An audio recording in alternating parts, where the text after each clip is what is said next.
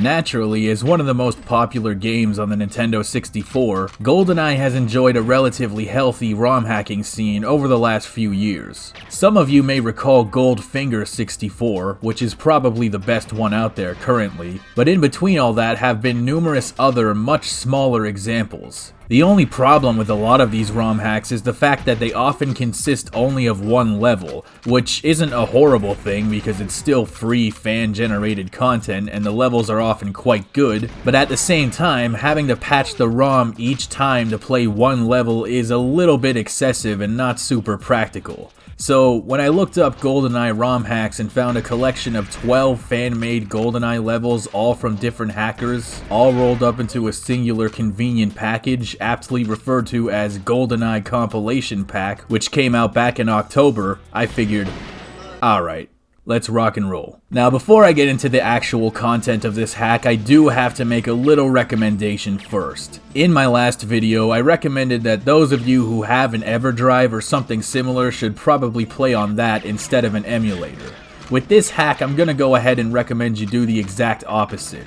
I do recommend using an emulator for a number of reasons. For one thing, I found that for the kind of game Goldeneye is, you benefit greatly from having significant boosts in screen resolution and frame rate over what you get on original hardware. On the other hand, it's the controls. You see, I'm not recommending just any emulator here. I am specifically recommending the modified version of 1964 that lets you play the game with a mouse and a keyboard. For real, this is absolutely the best Goldeneye has ever felt to play. Ever since this was first brought to my attention a few years ago, never have I played any ROM hack of Goldeneye or Perfect Dark without it. It's so effortless and so smooth and so precise that I never see myself going back to a regular controller unless I have no other choice. Much like Ocarina of Time, I cherish every single ROM hack of Goldeneye that I see because I never know when or if I'll ever see another one again. Even though the ROM hacking scene is active enough, it's not nearly as active as something like Mario 64, so it feels more special. On the other hand, I imagine the process for making these is also a lot more involved because it's not enough to just make a level. You have to program objectives and NPC behavior in order to make everything tick. So even more so than something like Mario 64 or Banjo-Kazooie, Goldeneye ROM hacks strike me as a labor of love. One of the things that always made Goldeneye such a cool game is that unlike its contemporaries, the game wasn't just about killing everyone in sight.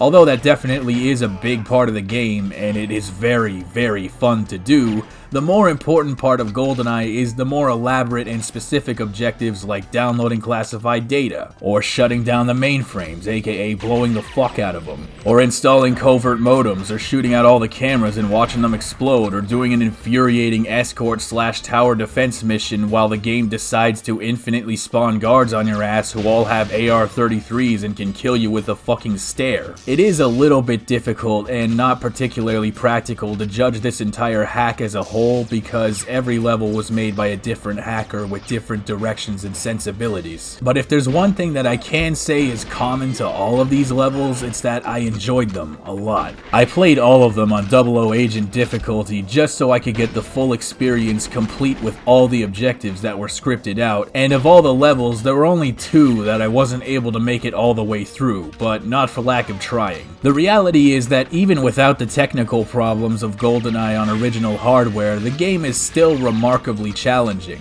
Even though I've always been aware of that, it's always surprising to me for some reason, but it's a nice surprise. Enemies are very punishing, and if you're stupid enough not to read the instructions for a mission, you could screw yourself over permanently and have to restart. One of my favorite missions is this one where you're supposed to photograph nuclear weapons while destroying the non-nuclear ones. It's such a nerve-wracking mission because if you engage in a firefight, these dumb idiot, stupid bastards can actually blow the fucking walls off of the place and kill everyone, including you, in the process. Or this mission where they can destroy the chemical waste bins. Goldeneye has a surprising amount of depth to its missions where you have to be considerate of things like that.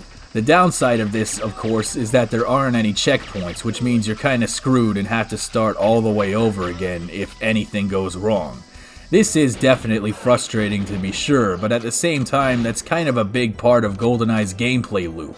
You go in with a list of detailed objectives, you try to the best of your understanding and ability to act on them, you fuck it up and maybe get killed in the process, and then you reassess and change your approach. It's almost like your first attempt at every mission is like the canary in the coal mine. By dying and getting annihilated, you're sort of gaining intel for subsequent attempts, so every time, you know, alright, there's gonna be a gun camera here, and there, and once I enter here, a dude with a bandit hat that takes 3 billion shots to kill is gonna come out with 2 P90s and probably insta-kill me if I took any hits before, so I should probably restart the mission if I took any damage at this point. Ooh, maybe I can blow up this armored vehicle from here and kill 2 guards in the process without wasting ammo.